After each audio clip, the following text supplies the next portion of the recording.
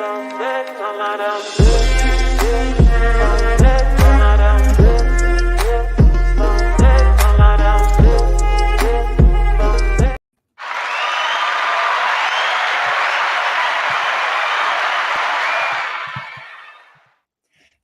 evening and Happy New Year. We are in 2023, and I know I've had a little bit of a hiatus for a while, but I am so excited to be back with Pain to Power episodes coming to you live. And today we have a very special treat with my guest, Emma G, who's going to be on in just a moment.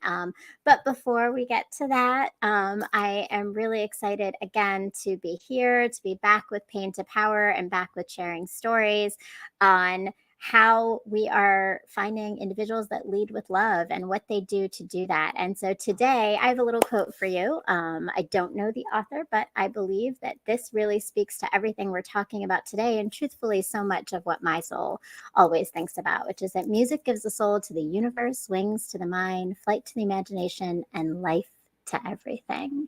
And it truly does. When I can think about dark moments or moments that are tough for me, and the way that music connects me back to myself and back to community and just connects us to each other sometimes, is how I've gotten through it. So I am really excited because today we are going to be learning about more than just what music does for our soul, but what music does for our brain a little bit more through the knowledge, the brilliance, and the talent of my guest, Emma G. She is a singer, a songwriter, a youth empowerment coach, and she speaks on TEDx.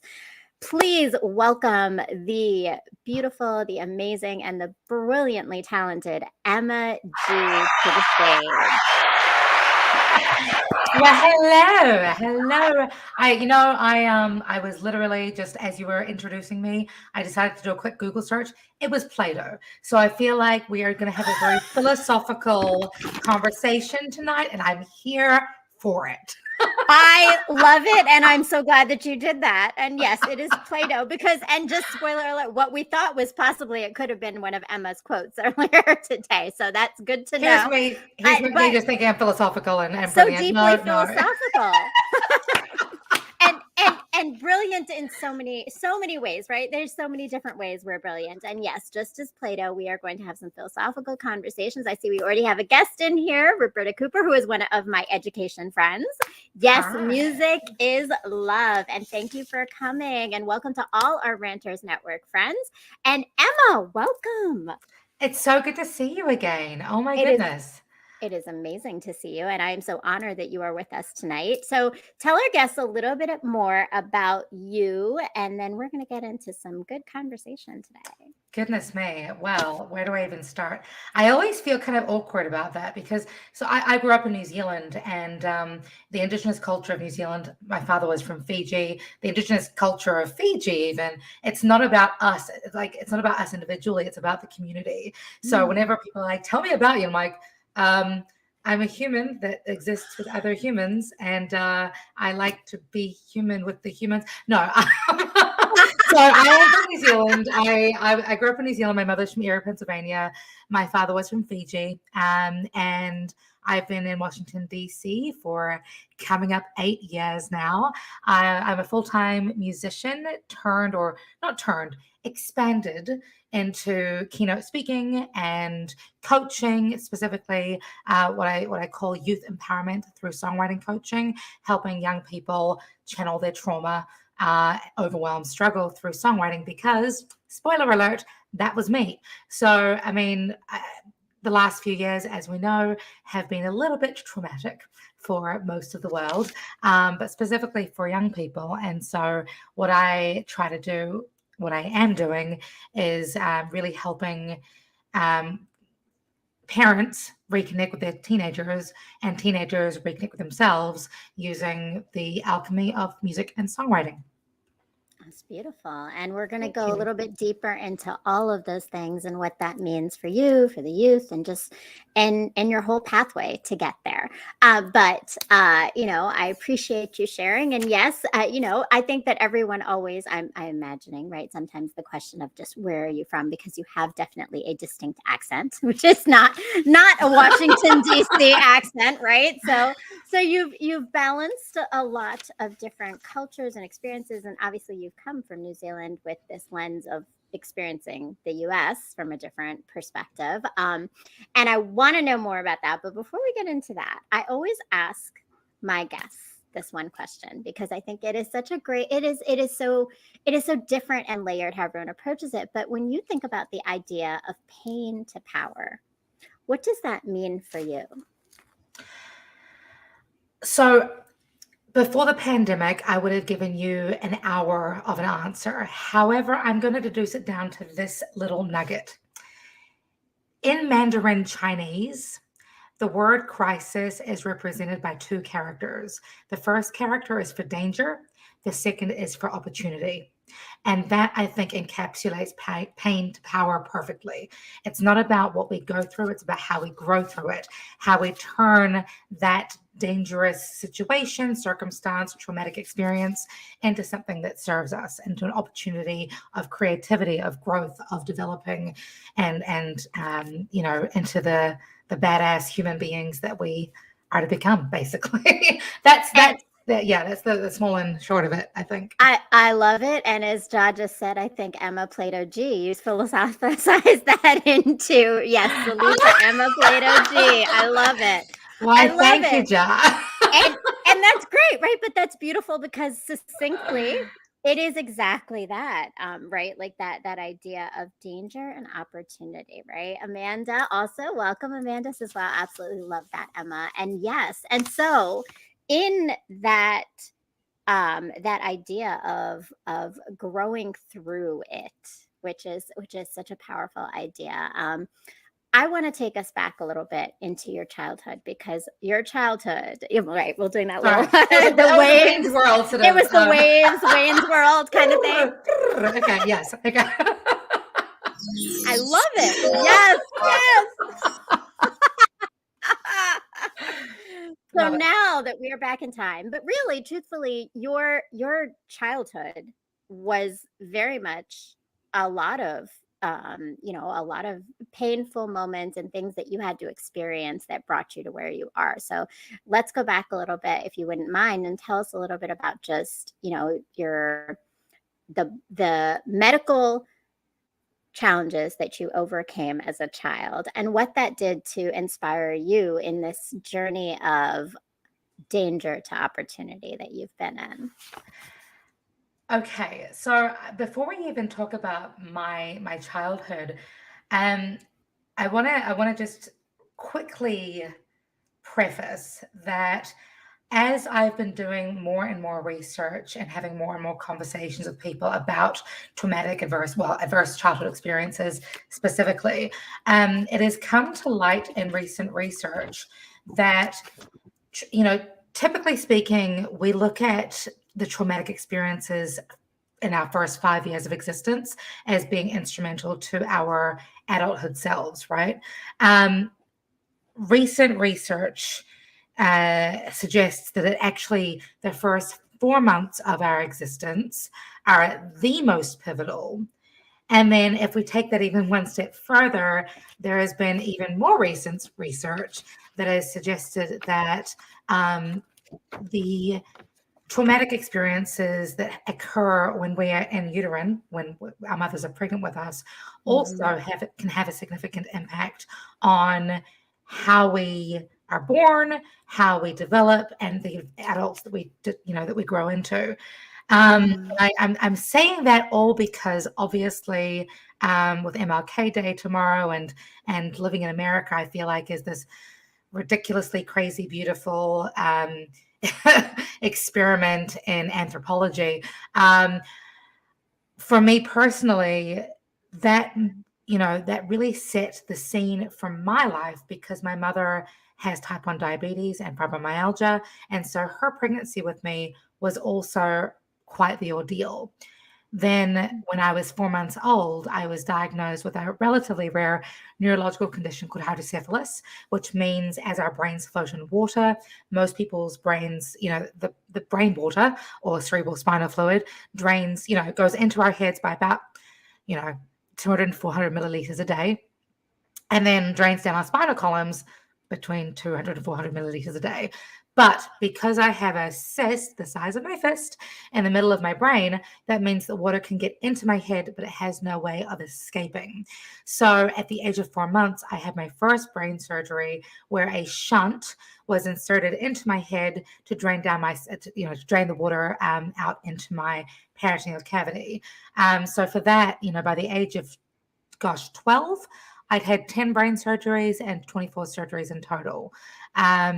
Which is a lot, right? I don't know if you've had brain surgery, anybody who's watching this, it's super not fun. Um, but combine that with everything else that we experience as young people, as young women, as young people of color.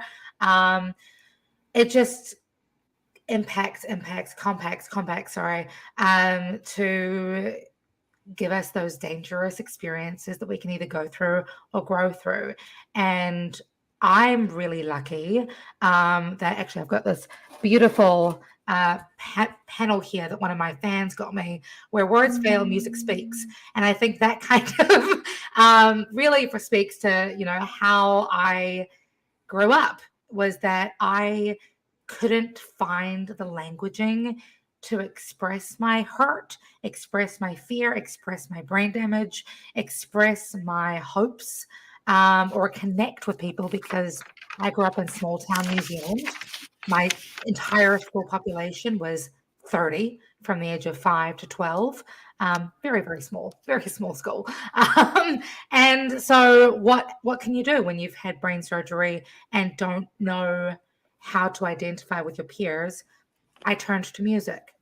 That was the best way I knew how to understand myself, express myself, connect with others, and, try to make sense of the world around me. It's beautiful. It's beautiful. And obviously, and I appreciate you, going back and connecting all those pieces, right, of your mother's pregnancy. And I actually, it reminded me of this conversation I just had this weekend of someone talking about the idea of your spirit, right? And it is connection between our spirits and our souls. And truthfully, that's part of a child when they're in gestation, and the spirit is there and your spirit is impacted. But it sounds like your spirit, beyond the challenges that you face with hydrocephalus, right? It didn't stop you from continuing to grow through it, right? As you said. And so music spoke to you, and really at a very early age. Like, that's so powerful. I mean, you got to go back and say, it's not like, I think that people don't understand the level at which you started creating your music journey, right? Because I imagine it's evolved so much along the way. But so, this little girl, tell us a little bit about this little girl and when she discovered music, what that was like for her. So that little girl, who's adorable, by the way. Thank you. It's funny because, now I look back at her and go, oh, that's adorable. But I grew up in small town New Zealand, and I used to get so in my feelings and in my head about my physical appearances.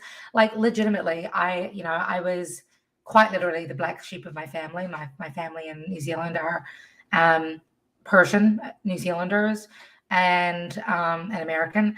And so I was always 5 shades darker than everybody else. My hair, it's very scary spice. And literally from the age of 3 or 4, I was so pining to have straight hair. I used to wear skirts on my head, pretending that I was like, so it's weird how we at such a young age fall victim to what society wants from us, or what we think society wants from us. So here I was trying to fit in and conform, yet I'm getting given Barbie dolls to play with, and I'm cutting their hair short and turning them into punks, and listening to music that, like Gwen Stefani and Aretha Franklin, and, all these rebellious Natalie Merchant women who were unapologetic about their voices. So from a very young age, I started to feel, what? I want to be unapologetic about my voice. And, 3, 4 years old, I would waddle around my house singing at the top of my lungs. And my mother, was like, what the heck is my 3-year-old singing about? To come to find that, she took a pen and paper and would write down the lyrics that I'd be saying.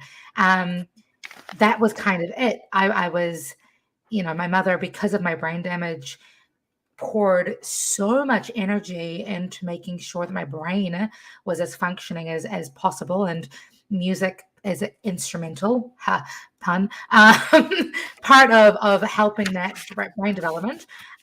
So by the age of me going to school, I literally, that was my first time that I took pen to paper myself and started writing my own songs. And of course, the first song that I put to paper was a song called School is Cool, because education is good. And, between the age of 5 and 12, I want to say, I wrote, oh gosh, on average, like a song a day. Maybe, a year I would, but yeah, I mean, 12, I ended up recording and releasing my first professional song. It was ridiculous for me. That was my love language. That was my way of communication. That was my way of introspectively searching for answers inside and trying to make sense of who I was, but also who I wanted to be and what I wanted for myself, which I think when you've stared death in the face at a young age, you kind of, you have no other, how else do you talk about those subjects? Yeah. And to have the outlet to do it, because I think there are a lot of young people who don't, right? And again, you moved through it with this grace of continuing to find your voice, and it sounds like it did. It certainly gave you that that identity of voice that you were looking for. And so, we're stepping a little bit back and forth here, but Okay. I think it's really important, because when I was listening to some of the things that you've said before, I think it's really important for the audience to understand that music really did have a connection to your healing, actually biological healing, though, as well. Even though it was part of it was your voice, but you've done a lot of research on the neurological connection and the biology of music and the brain. And I would love for you to share a little bit more about those connections, because truthfully, at a young age, you may not have even realized it, but you were healing yourself through music. Yeah. Yeah. And it's so I should again sort of preface, I'm not a medical professional and I'm not a certified therapist, but there is significant research that has been done that has proven the neurological benefits and the emotional and mental health benefits of music. When it comes to music alone, its ability to increase our oxytocin levels, otherwise known as our bonding, the bonding hormone, the happiness hormone, our dopamine levels, which are our bonding hormones, and lowering our cortisol levels, which is our stress levels. Music is one of the ways that we kind of help to elevate the happiness and connection, as well as lower our stress. When it comes to the brain, however, because music stimulates both the left-hand side and the right-hand side of our brains simultaneously, that actually fires up multiple neuropathways at the base of our skull, which means that when those fire up, it actually facilitates redevelopment and regrowth of lost brain cell function, which blew my mind, because when I was in hospital at the age of 9, I was there for 5.5 weeks, had 5 surgeries, and did develop some pretty horrendous brain damage, to the point where I couldn't remember how to get from my hospital bed to the cafeteria and back. It was bad. But by bringing music into the playing field and being able to almost create these kind of songs to help me remember things, it literally helped me to slowly redevelop my directional memory.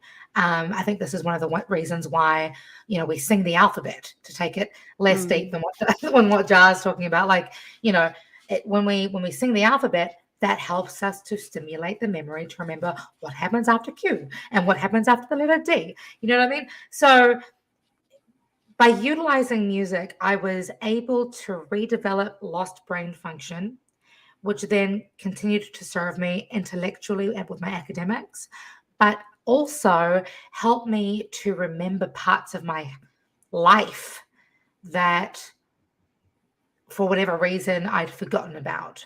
And I think one of the, when we bring songwriting into that, from a personal songwriting perspective, that sort of elevates it even further, because now we're not just stimulating our memories and our neurological brain function, but we're able to give voice to those memories and able to almost cognitively reframe traumatic experiences at the same time. So like, it's such a multifaceted fight, I guess, against trauma, whether it's brain trauma, emotional trauma, mental health trauma. There are so many benefits to how I've been able to utilize music and songwriting together. Well, I think that's beautiful. And truthfully, all those traumas really are married, right? Your brain trauma impacts your emotional trauma, impacts your brain trauma, right? It's all connected and intertwined, right? And so again, like, I think when you elevating that and also making those connections, because in your Pain to Power journey and why you're on here is you did this for yourself. Songwriting and music started for yourself. And at what point, though, because this is the Pain to Power journey, right, is that you took that and you now started empowering others. So when did your journey of music and songwriting start to shift to being one of not just expressing yourself and needing to find your voice, but to help others to find theirs? So I think I'm going to answer that maybe in 2 or 3 parts. And the reason I'm saying that is because when I was 5 years old, I wrote a list of careers I wanted to do when I grew up. I say when I grow up because I don't want to ever grow up. We're always growing. Growing up is what they say, that growing up is the adult who lost their ability to be creative. And I don't want to. Nope, that's not for me. Thank you. Move along. Anyways, so when I was 5, I decided I wanted to be a mother, a teacher, a counselor, a rock star, obviously, and a fashion designer. So that was kind of like where I don't know why 5 different career paths at the age of 5, but here we are. Then at 19, I had a particularly traumatic year where my ex-boyfriend unalived himself. My surrogate brother passed away from a diabetes complication. My surrogate father passed away from alcohol abuse. My dog died, and my boyfriend at the time dumped me. So that was like, forget brain surgery. That was an emotionally draining, horrific year. And that was when I really sort of dug into my black dog depression, horrible, mindset. But cut forward even further to 23 years old, and I sort of had been doing some work. I'd been to therapy. I'd been, really turning to my music to heal myself. But I was teaching at a university at the time, and one of my students came to me one day and said, "Emma, I don't see the point anymore. My family are abusive, so on, so forth, so forth. If I don't come to school tomorrow, I'm sorry. Thank you for trying." And I wept. I'm happy to say I did the right steps. She's still alive. She has a family now. She is well and on a journey to wellness. But that moment, I decided, I remember this distinctly. I was driving my Mitsubishi home from work and thinking, if I can do anything with my life, I want to make sure that I use my music, that I use music full stop to help young people hold on in whatever capacity that looks like. Now, at the time, I egotistically thought that was the music that I was making. But 2019, here I am in the States, and I'm thinking, I miss teaching. I've been a full-time musician for 5 years now. I want to get back into youth development, and that's when Youth Empowerment Through Songwriting Coaching was born, where I was able to really work with young people to discover their voices and write their songs. And yeah, so I was like, I'm not stopping my own music, obviously, but to be able to both speak truth with my music, but also help young people speak truth into themselves with their music. That's what it's all about. Wow. Wow. Yeah. And first, my condolences for your losses through this time. And the power of being able to one, hold the responsibility of someone coming up to you to say that is a lot. But I think you found your purpose, it sounds like, and your purpose has been driven and built and just layered and gotten deeper and deeper over time. I had the opportunity to hear you share some of your story and to sing. And I know there was a youth in the presence of us at the time, and I know that she was very inspired as well. She's going to be on our show next week, which is very exciting. And so Lemonade is amazing. Lemonade Dream, and that's a shout out to Lemonade Dream, who'll be here next week. And yes, but I think, again, there's twofold to this. As I'm listening to you, I'm also I work with youth. I'm in education, so I did the teacher route of the many things. And by the way, I have a 6-year-old daughter, and she also has multiple. Like, I think that's just what it is. At 5 and 6, you think that you can do everything, and you can. And you can. I think, but that's part of that growing up piece you were just brought up, right? Is that's when we lose that idea of that we can still do everything, right? And so I'm glad though that you kept it, right? You kept it, and you kept nurturing it, but that nurture has now led to helping the youth, right? And creating that voice for them. And we saw some clips. Can you tell us a little bit about some of these clips and what they were showing, what part of your journey here? So, I mean, besides the TEDx talk that keeps coming up on the stream, which is awesome, because that was a dream come true. This came from my music video, the first official music video that I did here in the DC area, a song called Superhero. Now, this is a story. So this young girl, Orlando, was my very first vocal student here in Washington, D.C. I've been teaching singing since I was, I graduated high school. My vocal teacher at the time was like, Emma, you've graduated my program. You've done rock school through the UK. Here are some students. Go forth and teach. So I went and got my teaching qualification in adult education and started my own practice. So, I've been teaching now for 17 years, which is wild to me. But I hadn't taught music in a long time when I first moved here. Orlando was my vocal student, and she was the only young person I really had a close connection with for a while when I moved here. So when I decided to release Superhero as a single, we asked her to be the main young person featured in the video. And I mean, the song itself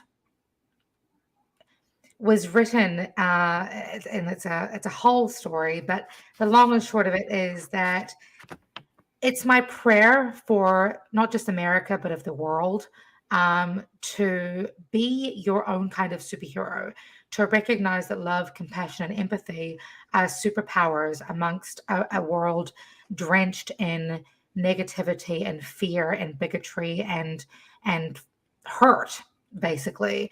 But going back to young people and how important they are, not just in this country and the city, but in the future. We need to make sure that we are raising a next generation of young people who recognize that their voices matter, that their love and their strength and their resiliency are to be cherished, celebrated, and honed, because otherwise, we are just perpetuating the ongoing fear-driven world, and I don't ever want to live in that kind of world. So that was one of the reasons why we wanted to really encourage young people to be part of this particular project, as we move forward towards a future of strong, resilient, change-making generation. What is it? Generation Z-ers. Yes. Wow. And I mean, but that story of Orlando and the story then of creating superheroes, right? I mean, it's so true though, right? That right now we are in a world, and we have been, not just right now, but for a very, very long time. There is so much oppression and pain and fear. Fear is such a huge thing. So I think, to me, it is always right when you have knowledge, when you have a voice, when you have agency, you don't have fear the same way anymore, because you have that faith and know that you can change things. And it sounds like that's definitely what's happening with the children you're working with the youth you're working with, and that's really powerful. And I do see that we have one of our Ranters Network, and I know we've got a lot of our Ranters Network of folks in the chat, but Stephanie Gale is here with us. Good evening, Stephanie, and good evening, ladies. Thank you so much. I love it. So we have a little bit more that we're going to go into in just a few moments, but we're going to take a quick commercial break to learn a little bit about what has been my power in healing, which is my writing, and we'll be back in a few moments. Wonderful. Hi, my name is Maria, but you are soon going to know me as Brown Girl Interrupting. And what I mean by that is that very soon, hopefully, you're going to be following my blog. I am a writer, and I started writing because I was married, I had children, and then my life changed when I separated, and I did a lot of learning and reflecting and growing in that process of change, because change always leads us to that. And I've decided to share that with the rest of the world, because sometimes hearing that someone else is going through the same thing as you, or understanding and putting words to the feelings and experiences we're having, helps us to heal from them, or grow from them, or learn from them. And so that's what my blog is. It's writing about life, healing, relationships, parenting, dating, marriage, pain, love, mistakes, growth,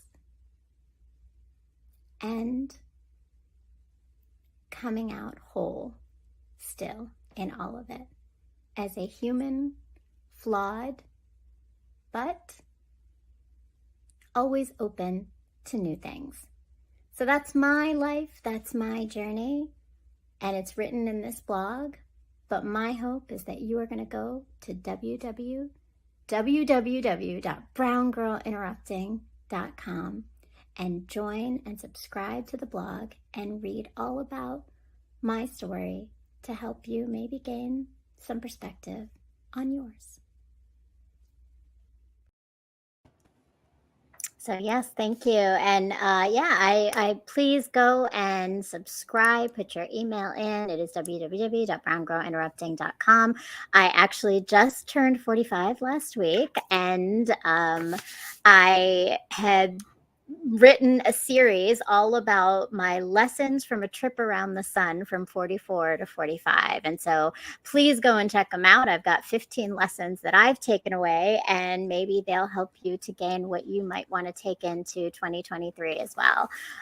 So go and subscribe. And I don't know, Emma, if you've read any of my posts yet, but please, I'd love for you to subscribe and check them out. That has been kind of my outlet, right? But writing, whether it's songwriting or it's writing, is not always easy, I think, with youth. So I'd be curious to know, can you tell me a little bit more, like just about what you've experienced and what have been maybe some highs and what have been maybe some lows or challenges through that process of working with youth particularly and songwriting? First of all, before I even begin to answer that question, Okay. happy freaking birthday. Oh, thank you. Happy birthday.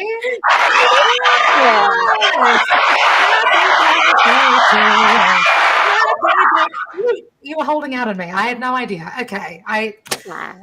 Okay. Birthdays are important, okay? Birthdays are very important. I celebrated big. I wrote a whole series of writing. Yes, birthdays are important. So thank you very much. I appreciate the acknowledgement. And thank you, Ja, for the hand claps. I appreciate it. So sorry, you were asking what the biggest challenges have been with challenges and those moments of light, those great moments that you've had with youth working on songwriting, and really songwriting that has to do with their experiences that are not always easy. So I'm curious to know what you've taken from that. Right. So it's it's hard to say. It's hard to reduce it down to a couple of bullet points, I'll be honest, because realistically speaking, everybody's journey is so different that there have been so many nuggets of beauty and also struggle through every young person's journey, right? So the way I started with youth empowerment through songwriting was with a young guy who was 12 at the time. We ended up writing and recording and filming a music video for him as he was sort of starting to come to his voice. And that led to me working with a young 17-year-old. This was in the very beginning of the pandemic. Her name was Sydney Witt.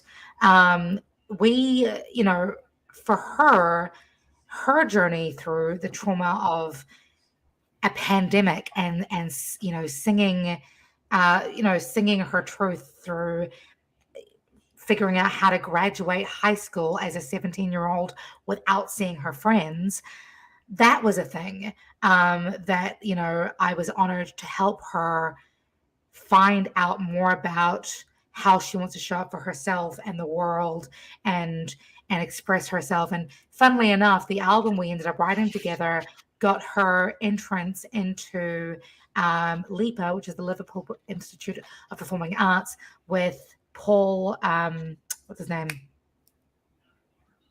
Paul Simon? No. McCartney? Paul McCartney. Sorry. Thank you. On the Beatles. Yeah. Yeah, the other Paul. The other Paul. No, Paul McCartney from the Beatles. So being able to help her sort of step into her voice, into her power was incredible. But not every young person has that ability to, or what I mean by that is not everybody has that dream or that goal. Some people literally just want to try and find the verbiage to speak to their parents honestly and authentically. Some people just want to find the words to kind of make sense of the conflicting thoughts that are going through their heads. And so every student that I work with has had some really beautiful moments and some really hard moments. Sometimes that difficulty, a lot of that difficulty actually tends to come from young people fearing judgment from their parents or from their peers, which is one of the reasons why I'm so big on working one-on-one. But I do a lot of work in schools and group situations. And I'm not going to lie, one of the best things that I have seen in a group setting is young people really giving themselves permission to not just step into their voice, but be able to connect and share that voice and their honesty with their peers.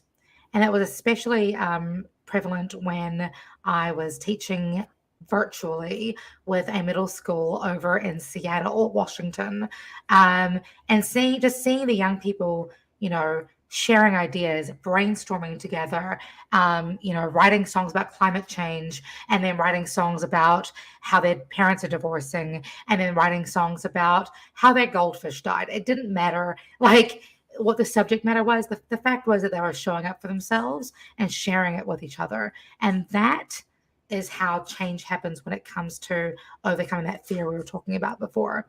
Really being able to put Mm. that voice out there, recognize that we all have a voice and differing opinions and experiences, but they're all worthy of sharing and celebrating. Mm. Beautiful. And showing up for themselves. Like, I love that language, right? They're showing up for themselves, but then also, Yes. I think there's a lot of testament to what you create in the conditions of a space for children to be able to be that vulnerable and That is open. key.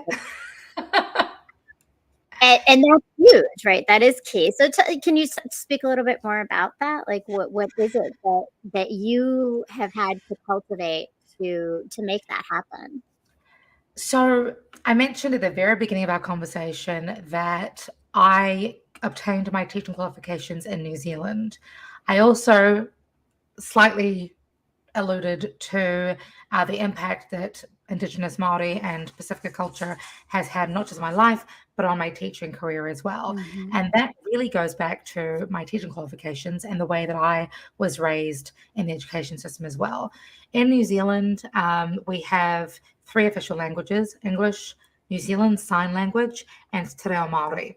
And so, because we have Te Reo Māori, which is the Indigenous language, such a huge part of our culture and language, it makes sense that we also incorporate that in the way that we teach people, whether it's young people, middle schoolers, high schoolers, or adults alike. It doesn't matter. And one of the key principles when it comes to tikanga Māori, or Māori teaching practices, is establishing safe space. And so, with all of my students, I'm very open and honest and upfront that in our hour block of working together every week, that is your safe space. That there are no mistakes that are made, there is no judgment, there is no laughter at each other. There is just honest, safe, healthy space where you can show up as you are in all of your gloriful mess. It doesn't matter. Gloriful, that's not even a word, but you know what I mean. Right. And glorious mess, and celebrate all of what that encapsulates. Second part of it is that in Indigenous in Māori teaching practices, it's really important that students are given as much respect as they are expected to give themselves. So it's almost like is no teacher-student relationship. They are both, whether you're a teacher or the learner, you're both in the same space together, on the same journey through learning together, knowing full well that the student is going to teach the teacher some things and the teacher is going to Mm. teach the student some things. The key is that you both learn together and grow together, show with mutual respect for each other, and that will kind of make the journey go a lot smoother. The way that I explain that in more Western terms is I don't view myself as the Luke Skywalker of your teaching, of your learning experience.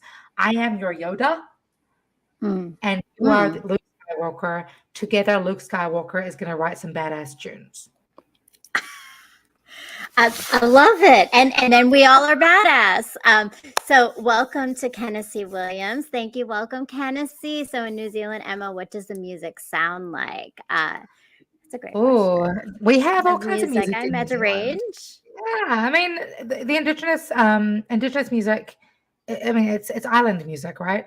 But and yeah, Maori music, and it's very unique sounding, very Pacifica. But we listen to everything. I mean, if you've heard of Catch a Fire, they are a reggae dub band that has made waves across the west coast of America. You may have heard of Salmonella Dub, same. You may have heard of Lorde, who sang Royals. That is, I jokingly refer to that as the national anthem of New Zealand. She's from New Zealand. So we have hard rock, we have a lot of heavy metal bands, we have a lot of pop artists. Music it's just Right. music, as long as it's representative of your soul. Well, and I know that you yourself have such a mix of different range of genres and styles that you put together. But I want to come back to some of the things you were saying. Rose was a good song. Yes, it was. Candace, thank you.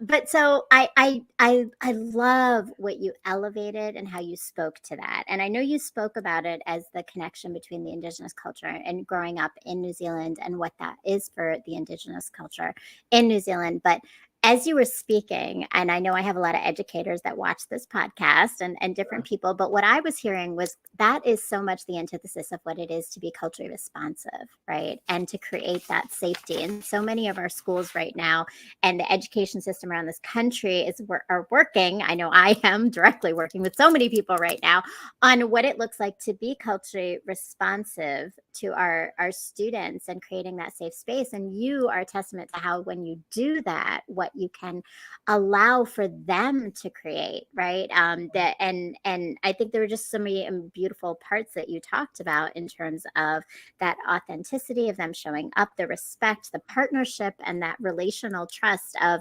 letting the teacher and the student kind of build and grow with each other is a beautiful thing. And just thinking about music right now for kids is that one of the things that when you listen to music and when you listen to things that ends up being streaming and on the radio and what kids are listening to, unfortunately, authenticity is not something that is encouraged. There's this disconnect of that. So I think to be able to bring that back to students and to have them see themselves as these beautiful stories that they are writing of their own journeys and their own way of communicating is really powerful. And speaking of, go ahead. Sorry, I was going to speak to that really quickly. It's important that we do honor where they're at when it comes to that authenticity component that you're talking about, because I think you're right. A lot of people, not just kids, adults alike, do struggle with showing up authentically. And I think that's one of the things that music is so good at, is it kind of, I describe this as like the security blanket of vulnerability, right? Because anything can be said in song, and it's like you can shrug it off as creative license if you want to, you know what I mean? But we see people like Kendrick Lamar, Drake, Lorde, Billie Eilish. There are so many artists now that really, young people click with because of that authentic voice that they have. And so being able to sort of see as a young person where they're at, going back to that cultural component of how I teach, honoring that cultural background. Now, that culture doesn't necessarily mean ethnicity. That could mean economic situation, the culture of malehood or womanhood, that culture of whatever it is, the color of your skin, how you're perceived, what your educational background is. Those are all different parts of what culture can be, look, and smell like. And so when you can sort of honor those parts of a person and again establish safe space, that's where when the young people can start to be okay with showing up authentically and starting to play with, okay, what does it feel like to actually write a song about real stuff, right? And that is the kind of the beginning of the growing through it, as opposed to just hiding behind the door of fronting or the emotional mask. Although we've been at physical masks for a while now, but and then being able to show up and grow through those experiences as well. Sorry, Yeah. please carry on. I just wanted to No, end this no, segment. thank you. I'm so glad you did, but I love that what you said, the security blanket of vulnerability, right? That music Mhm. really is that. And vulnerability is often looked at as such a weakness. So I think again, elevating that it's powerful. It's Yeah. powerful because it's part of your voice, it's part of your authenticity. It's not something to be scared of. So working through, growing through that fear, right? Keeping moving forward through that. Kennedy says, Emma Spitton Trill, don't hide behind that door, be you. Yes, that's for sure, right? Don't hide behind the door, right? So one other component that I want to lift up, because I think this is also what makes your work unique to a lot of other people, is that you particularly work on, even on your website, you talk about the connection between parents and their kids. I mean, so adolescence is a challenging time for a lot of Is parents it? and kids. I mean, so I've you've heard lived, rumors. you you have experienced the adolescence. Now I experience it, but I also experience it in my home. I have four Mhm. children. I have four children. Only one has not hit adolescence yet, but I'm sure it's very close to coming soon because she's a girl and she's 6, and so what I hear is that it hits a lot earlier for them. Oh yeah. But Oh yeah. I think like that's such a unique approach. Is like, let me help you communicate with your parents, and parents communicate with your children and understand what they need through music. Yeah. So tell me more like about what birthed that idea for you, and what that's been like. What birthed that idea for me? I didn't know how to talk to my mother. That's where it came from. For me, I- whether it's from brain trauma, whether it's from bullying, whether it's from, I don't know where, but I always was, not so much anymore. Thank you to music and healthy relationships. But, I was always incredibly passive aggressive. And I lived in a lot of fear when I was a child, especially when it came to confrontation. Now, I'm a, what is it, zillennial, millennial, whatever it is. Millennial, I think. And I think I'm on the cusp of millennial, where, yeah, the 2023 teenager grew up, real talk, like they were born in 2000, which is wild. And so not even 2000, like mid 2010. Like it's crazy to me how, Mm. you know, I was born before the internet, you were born before the internet, and we've seen this increase in technological um advancement, quote Mm-hmm. unquote, and how it's affected the lives and the minds and the ways that people interact, this next generation interacts. Now, I'm not dogging it at all. I think that there is an absolute time and a place where social media and technology can be beautifully utilized to help young people harness their voice. However, when you are a millennial, what is it, Generation Z child with a Generation X or millennial parent, that there is a breakdown in communication there because we don't talk the same. Kids now want to Snapchat, Instagram Reel, TikTok, and text rather than have a phone conversation or a face-to-face conversation. Mm-hmm. And so, how do we navigate then, healthy conversations between generations? We think creatively, we think outside the box, we think of ways to sort of make that security blanket more accessible. Now, that's just on a communication front. Here is the wild thing. Let's go back to the very start of this conversation when we talked about how music affects the brain and how our cognitive function comes alive when we're utilizing music. Mm-hmm. I have discovered in my 17 years in the education field that music doesn't just, you know, help create neural pathways for lost brain function. It literally can help find the right vocabulary for young people to find the right words to talk to their parents. And I experimented with this when I was teaching at university. when a lot of our students, the tertiary institute that I was teaching at was called Te Wānanga o Aotearoa. It is an Indigenous Māori tertiary institute all across the country of New Zealand. And I was one of the music teachers. Now, obviously, part of university education is you need to be able to write essays and be able to, provide research.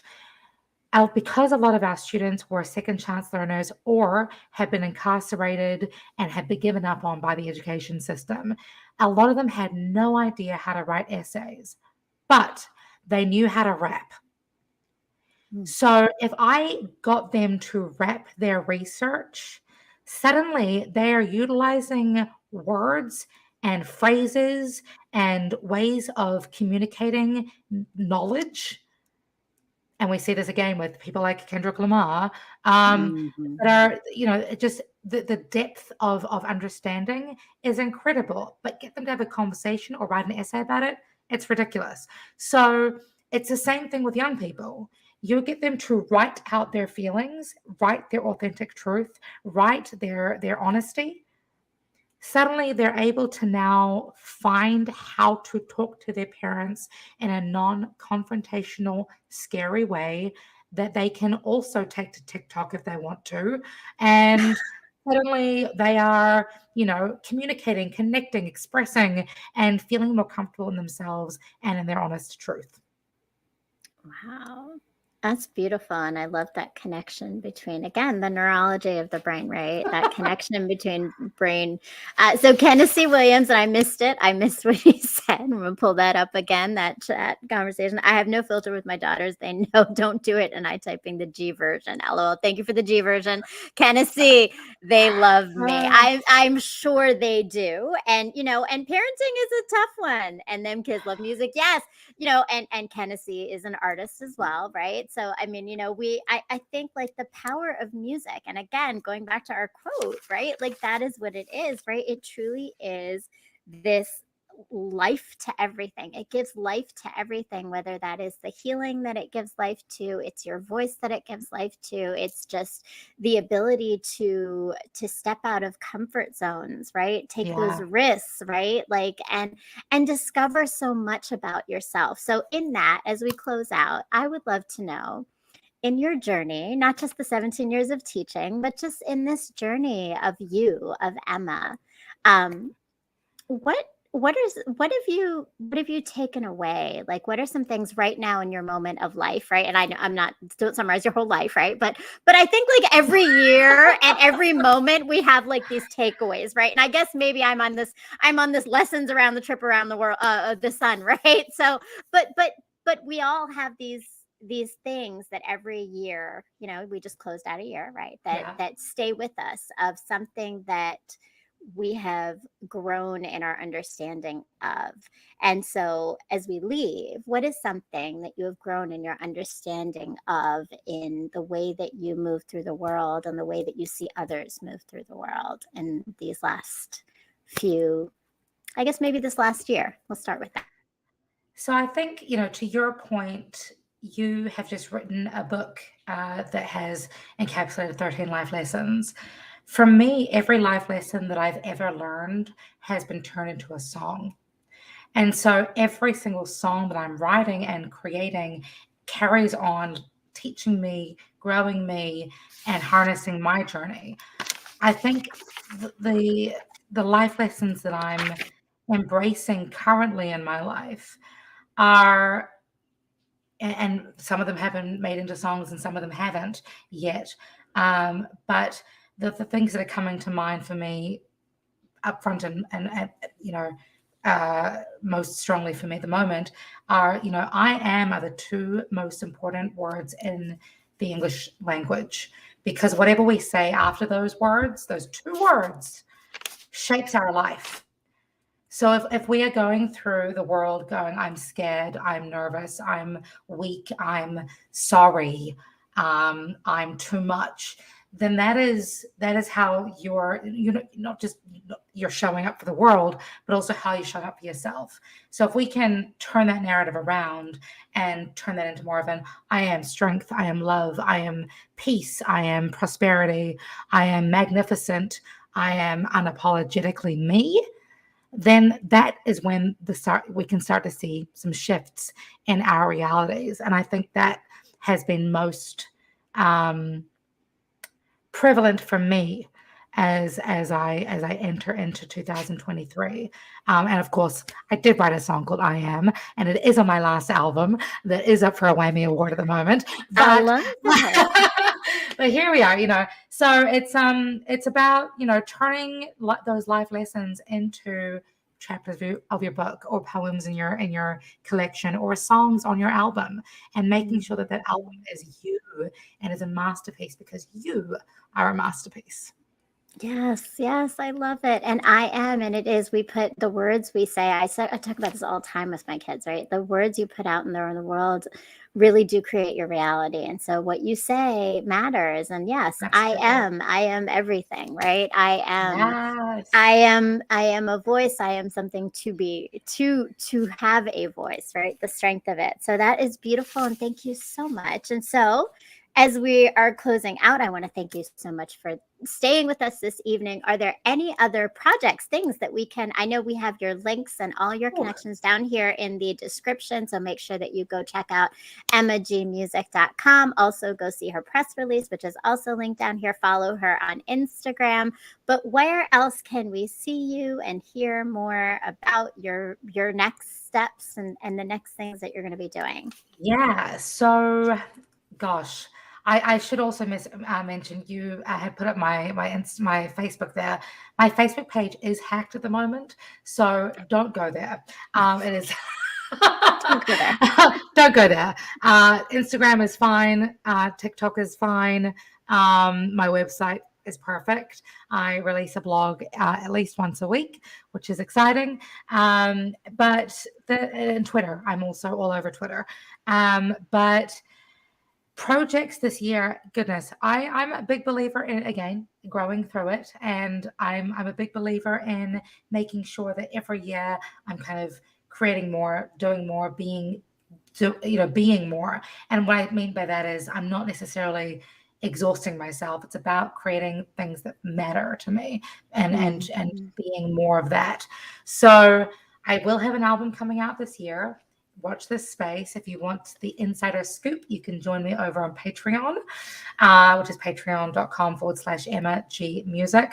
Otherwise, I've got a zillion exciting projects happening that I can't really talk about at the moment.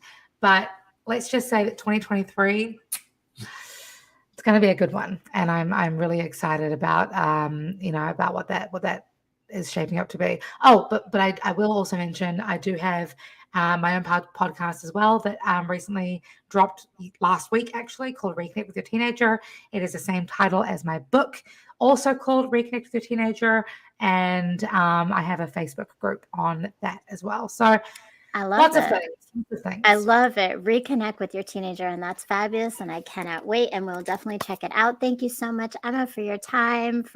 And thank you to all of my audience members. LOL, Emma, all my pages hacked now. Yeah. Lord. Tennessee, thank you. Tennessee, thank you. Stephanie, thank you so many of and this was a great job. Thank you. Thank you, Ja Logic, my producer, who is amazing. Thank you to all of our iRant network, and to Robbie and Stephanie and Amanda and everybody for pulling up. Thank you. It has been amazing. It was a great conversation. Thank you, and good night, Robbie. And thank you for checking out. Definitely, Amanda, go check out Emma. Go check out all of her projects. And please make sure, for everyone else, as you are listening to us, go and follow me, Brown Girl Interrupting. Go listen and check out my pieces. I really think you might take away something from the lessons around the trip around the sun. Yes. And I will have more. I feel a little inspired to at least do one a week.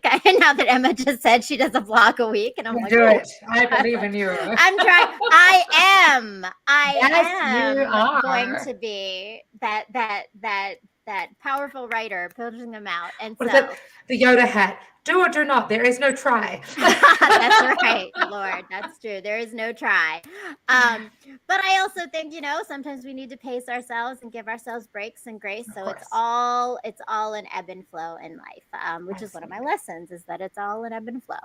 And next week, please make sure you tune in next week. And Emma, definitely tune in, because I have Lemonade Dream and her mom as well. And I'm very excited for both of them to be on here.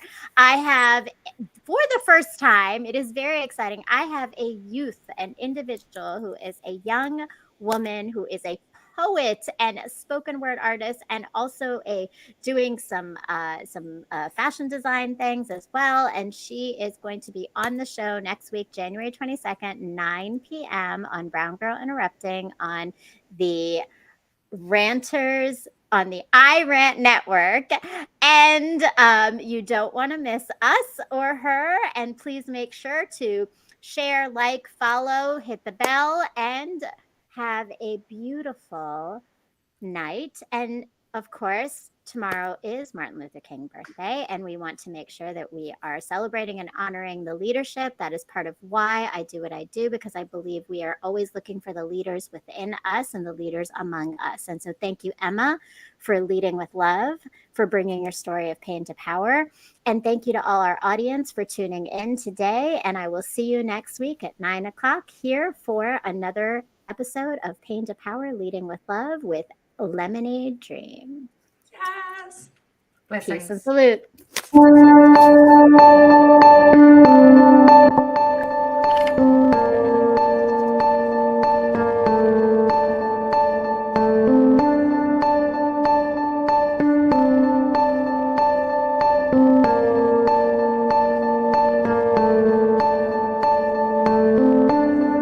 You thought you knew it all,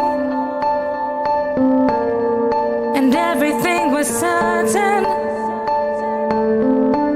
sitting high upon your throne, so comfortable, assertive. But chaos has a habit of testing who you are, submissive or a savage, timid or a star. We rise up now, let the flames lick the wounds of the past, burn it to the ground, burn it to the ground. We rise up now, let the change be the truth that will last, burn it to the ground, burn it to the ground. And we rise from the ashes.